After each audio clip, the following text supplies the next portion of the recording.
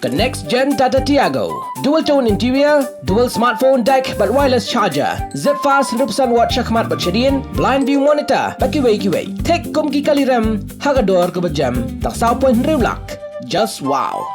Uba Ardent Miller basoymat embeli na nongkrem makasing ba ar ka dorbar Hynrei jong Ïing dorbar thoan ka jela ka arpsan tarik nailar arjar Hynrei ulawan ra ka short duration discussion hapo ka rule 50 jong ka rules of procedure and conduct business baniatai lor kishpotli kimat jingdawa ka voice of the people party kuman chukdo pa ka VPP na du bana ye yong arjar Hynrei kala pelong ki jingilang ba ka lengi jaka ka rilum khasi jaintia hakabala pensyai kimat jingdawa baka sorkar jela ka deban pen urlong haswa bentur sya sekretariat mana ka Hynrei trek nailar arjar Hynrei kimat jingdawa kilong ban pendam mardor ya ka project hulum pongdeng bat umdei ban pentrikam kinu ki project klem ka jingmen jorjong ba bat baka sorkar ka deban penmi daka white paper halor kani kaman kiwei pat kilong ki examen thungkam ki bakhoj basuba ta ki DSC bat MPSC ban burom ye ka hok kinoi kai da ka papensange ka jingpen bor kinoi kai ki balatrei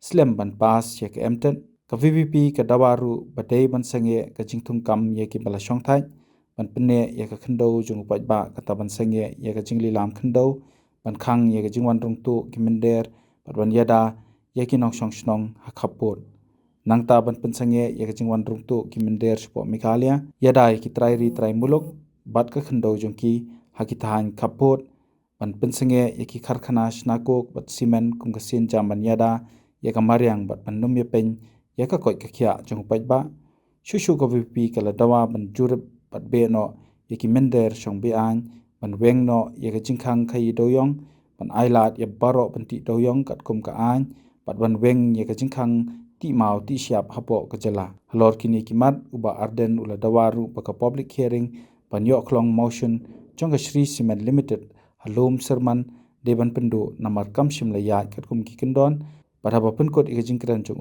ulaong ka Meghalaya kamde ka Bynta ban Synshar Hynrei ka Ïing ka Donkam ika Jingïada.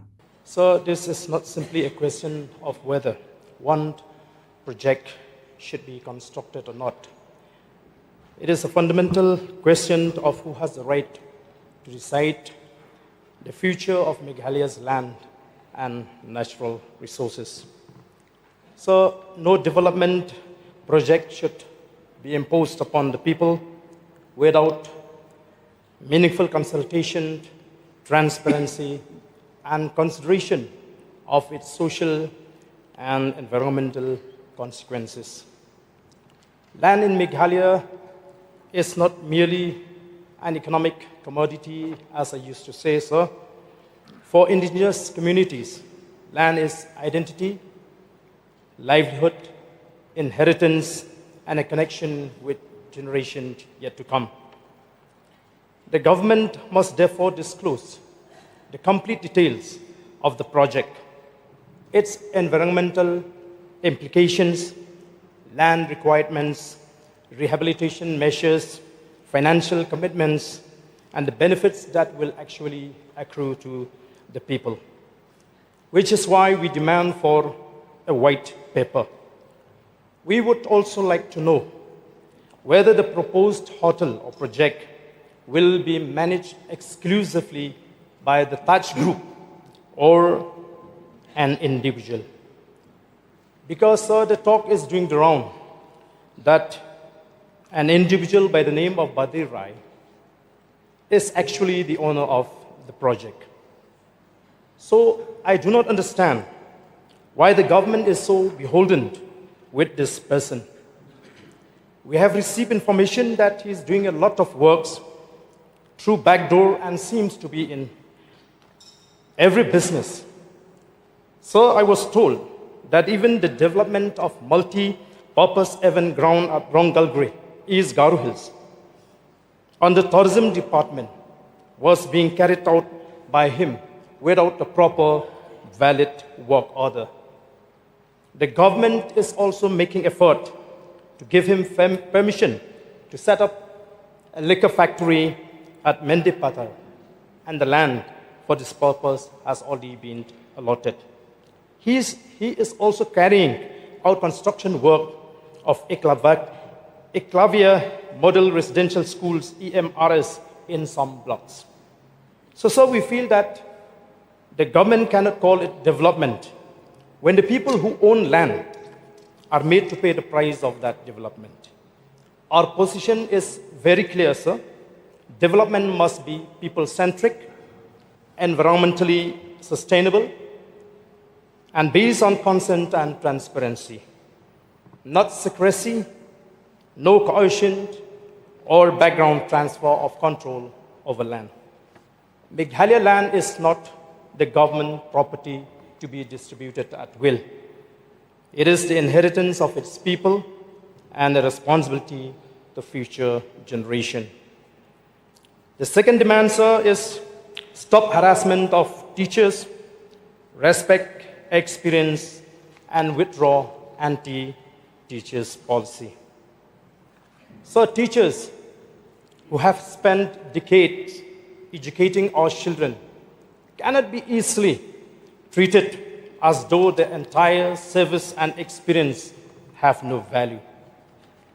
If qualification requirements such as Meghalaya Teachers Eligibility Test or TET are applied retrospectively to long-serving teachers, the government must examine whether such implementations is fair and reasonable, particularly where teachers entered their service under the rules applicable at the time. There has to be a policy that combines quality and fairness. Training, upskilling, and professional development can improve standards without humiliating or unnecessarily destabilizing experienced teachers. So coming to the Meghalaya Private College Act 2025, we strongly feel that this act should likewise be examined with regard to the autonomy of institutions, the rights of teachers and students, and the stability of grant and aid institution. I know I may be asked, why do I ask this question now? Yes, sir, I somehow missed at the time when they introduced this bill last year. And after I have read the act, I found out that this act is not conducive and indeed detrimental to the growth of education in the state.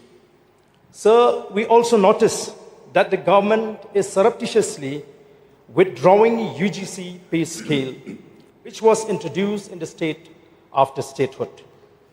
It has come to our notice that many posts sanctioned under UGC remain vacant across various colleges. However, the government has not yet advertised these vacancies.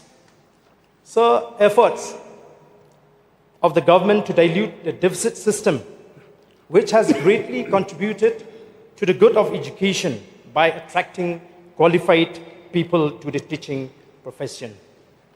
Therefore, we would also like to demand from the government to ensure that deficit system continues. We would also like to demand from the government, sir, to stop harassing teachers. For example, delay in the release of post-retirement benefits, sending teachers for election and census-related duties. And these duties, sir, can be recruited by many unemployed youths in the state. So, a government that cannot respect the teachers who built our education system cannot claim that it is building the future of our children. And demand number 3, sir, is to ensure clean recruitment, make DSC and MPSC truly independent. So, employment is one of the most sensitive issues facing the youth of Meghalaya. When a young person believes that recruitment depends upon political connections rather than merit, the credibility of the entire government suffers. The Meghalaya Public Service Commission and district selection committees must function with complete independence, transparency, and accountability. So therefore, we would demand from the government to immediately remove people with party affiliation to ensure fairness in the recruitment process. Because we know that there are many members in these committees and even in the commission who have party affiliation. Secondly, sir, we would like to demand from the government to constitute a search committee for the appointment of members of MPSC. The government should also create confidential section in order to ensure confidentiality of these interviewing bodies. And it will also facilitate the government in the wake of any malpractices or corruption to fix the responsibility. So, we would also like to demand the protection of recruitment bodies from political interference, transparent recruitment procedure, publication of clear eligibility criteria. Another demand is disclosure of marks and selection criteria wherever legally permissible. Strong safeguards against conflict of interest. Strict action also should be taken against bribery and manipulation, and the timely completion of recruitment. So we feel that the government must create an atmosphere, a situation where a young person can say, I may not know a minister, an MLA, or officer, but if I work hard, I have a fair chance to pass the examination.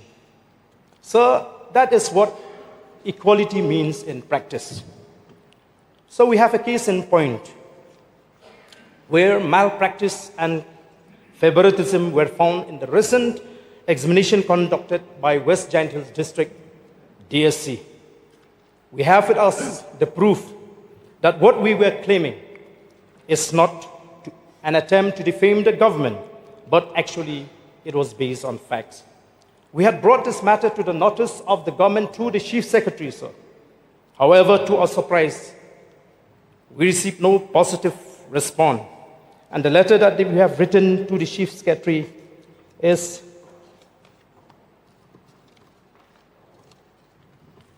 on the 29th June 2026. But, sir, we received no positive response from the government till today. Perhaps the government would like to bury this issue for political convenience.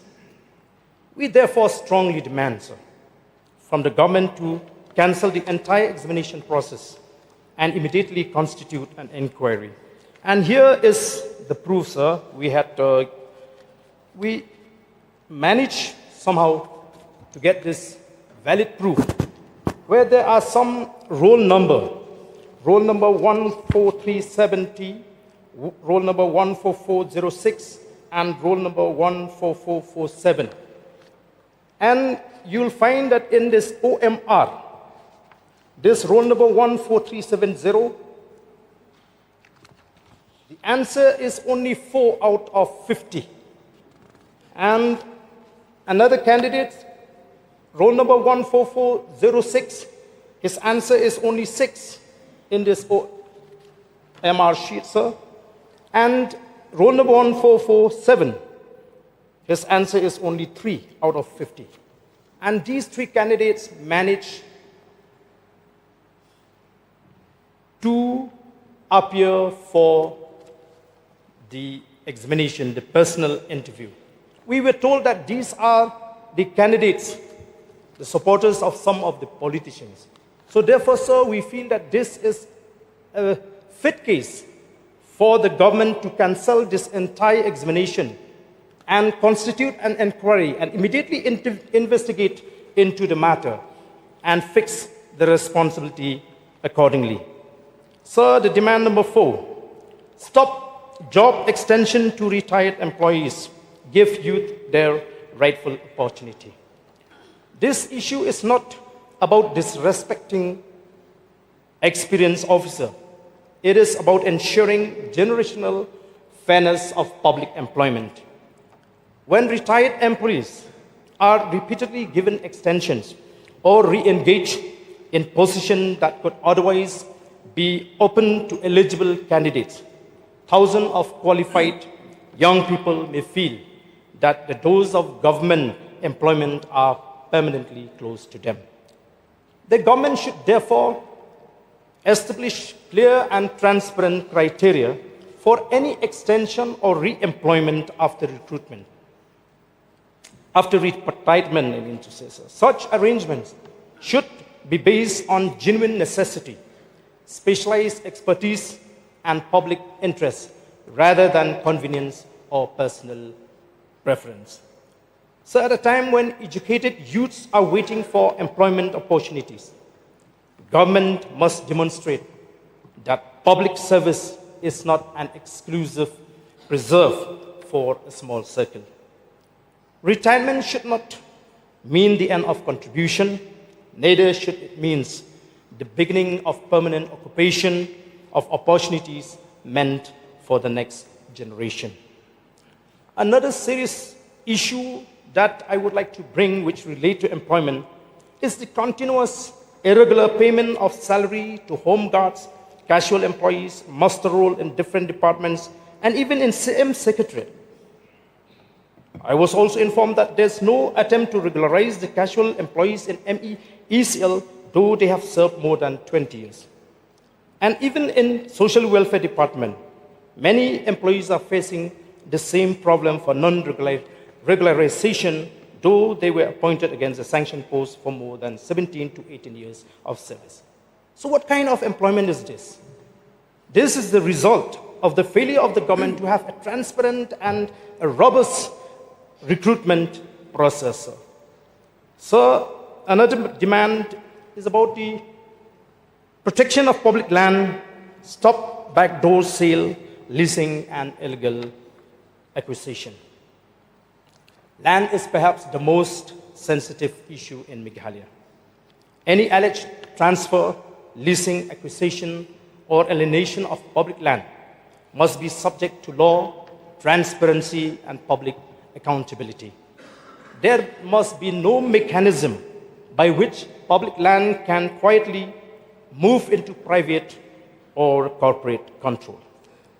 The government must ensure proper land records, transparent procedures, lawful acquisition and leasing, protection of community interests, strict action against illegal occupation, and compliance with the constitutional and statutory frameworks applicable to Meghalaya, including the role and powers of the Autonomous District Council. When the KHADC issued a notification whereby preventing a headman and the executive committee that they should not give NOC for leasing a land unilaterally without the consent of the Dorbar.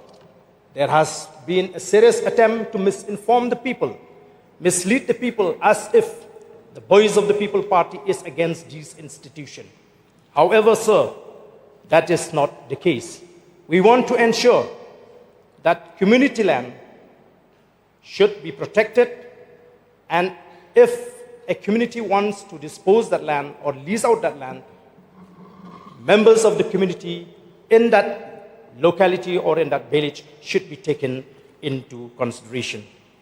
So if land belongs to the public or is protected under the applicable customary and legal framework, who gave anyone the authority to dispose of it behind the people's back?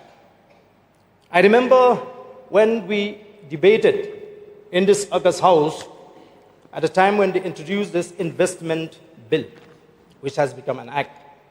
So I raised an amendment demanding from the government to withdraw that provision, where in that provision it was mentioned for the creation of land banks.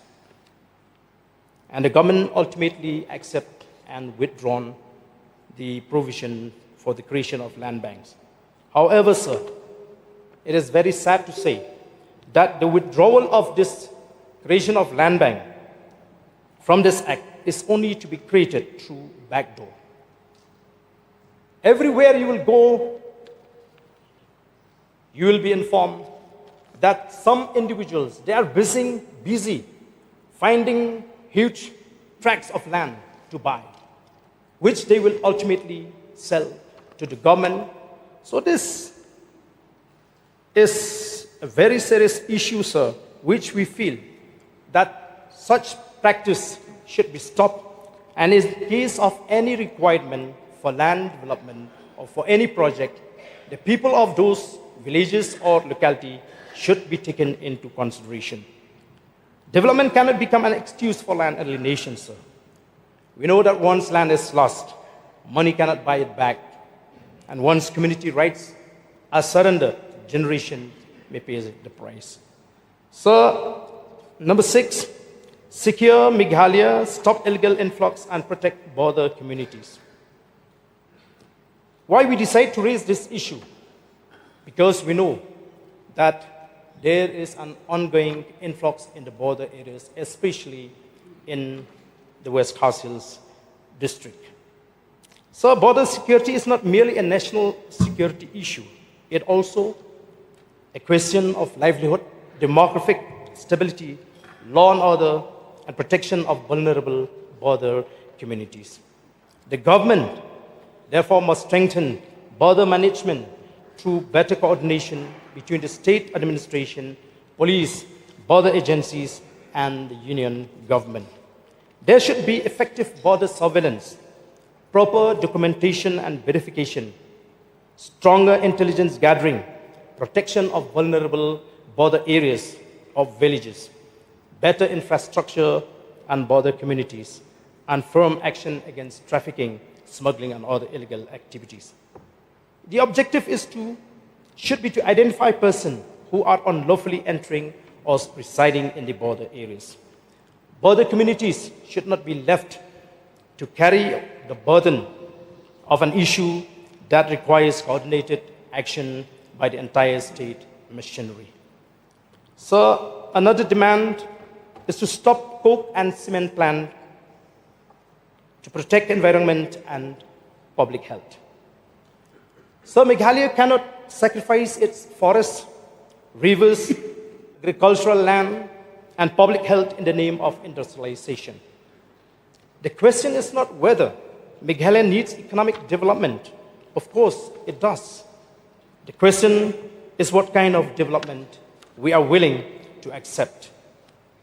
Industries must comply with environmental laws, pollution control requirements, land use conditions, and public health safeguards. Existing illegal or non-compliant plans must face appropriate enforcement action. The government should also conduct rigorous monitoring of air pollution, water contamination, dust and particles emission, impact on agricultural land, forests, and biodiversity, health impact on nearby communities, and compliance with environmental clearance. We must reject the false choice between environment and development. The real choice is between responsible development and destructive development. So therefore, we demand from the government that the government should cancel the public hearing conducted at Loom Sermon for establishing Shri Cement, because it was not done in a democratic and transparent manner. We fail to understand why the government is so hell-bent to facilitate Shri Cement to set up its plant. This government, with due respect, has been known as a government that promotes outsiders. So a factory can be rebuilt, a poisoned river, destroyed forest, and damaged public health cannot be easily restored. And the demand number 8, sir, is to detect and deport illegal immigrants, establish a transparent and time-bound process. So as we are aware of the fact that foreigners' issue has taken place since the year 1979. However, it is very disappointing to know that the government did nothing to deal with this problem seriously. The government of Assam, after the Assam protests, had signed an accord with political parties and students' organization, and that accord is known as the Assam Accord 1985, where 1971 was declared as a cut-off year for any foreigners who reside in the territory of Assam. The official record in Assam Assembly and in Lok Sabha indicated the estimate of foreigners, which shows that the estimate of foreigners increasing consistently from 33 lakhs in 1993 to 40 lakhs in 1997. 30 lakhs in 1993 to 40 lakhs in 1997, to 50 lakhs in 2001 and to 80 lakhs in 2016.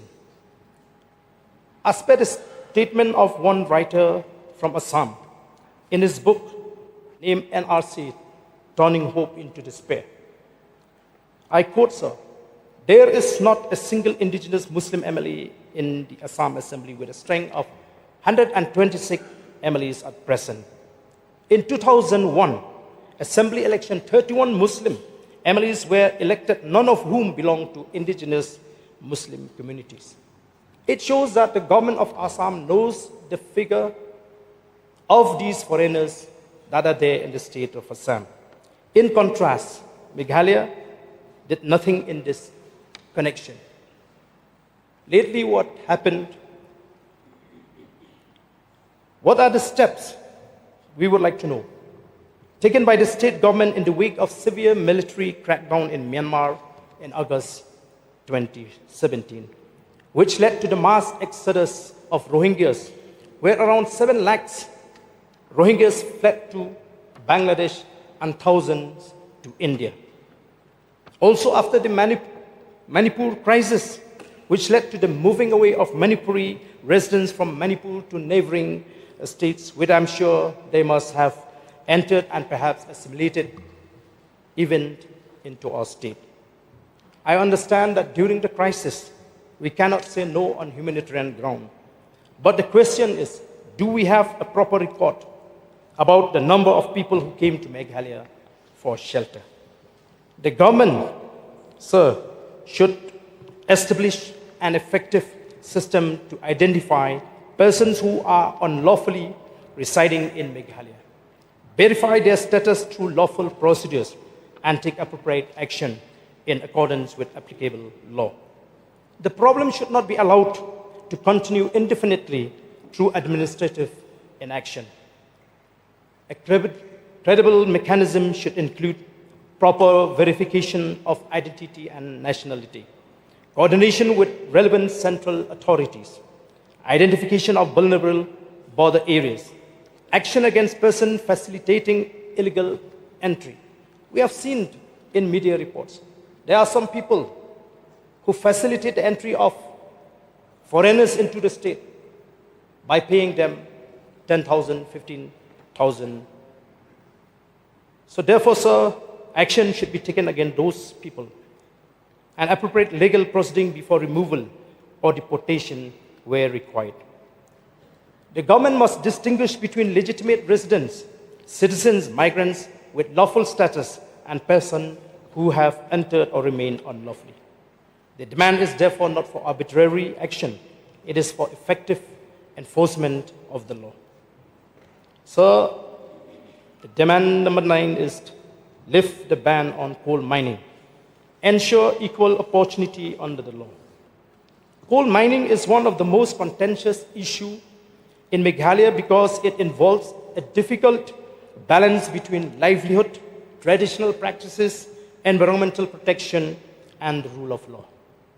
Small landowners and local communities should not be permanently excluded from economic opportunities, while only financially powerful entities are capable of navigating complicated regulatory. Dreaming of becoming a doctor, study MBBS. The government should explore whether lawful mining can be enabled through transparent licensing, scientific mining practices, environmental safeguards, mines reclamation, worker safety, proper royalty and revenue mechanism, community benefit sharing, and strict enforcement against illegal mining.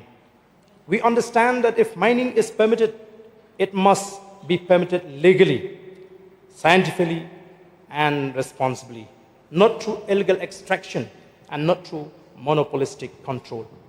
We are not demanding for an unregulated and unrestricted gold mining.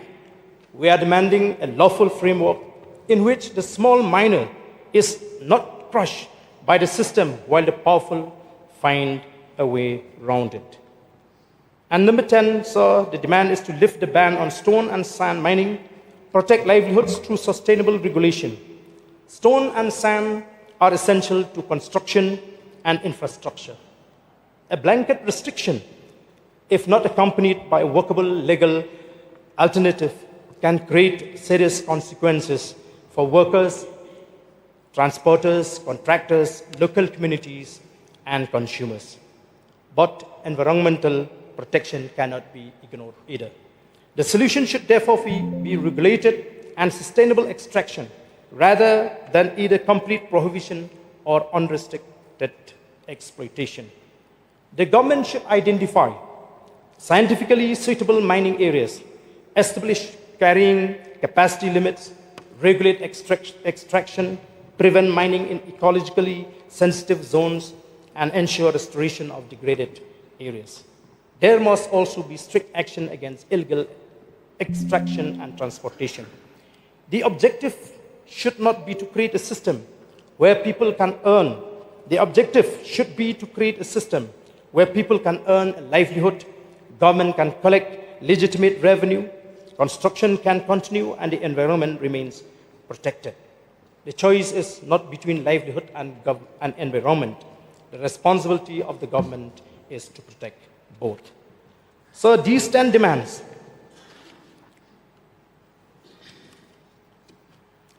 are not 10 isolated political slogans. They represent 10 tests of governance. They test whether the government will protect our land, respect our teachers, give our youth a fair chance, protect public property, secure our borders, safeguard our environment, enforce the law, and protect the livelihood of our people. We are not opposed to development. We are opposed to development without accountability. We are not opposed to industry. We are opposed to industry that destroys our environment and compromises public health. We are not opposed to mining. We are opposed to illegal and unregulated mining. We are not opposed to investment. We are opposed to investment that comes at the cost of the rights of our people. The government must understand one fundamental truth.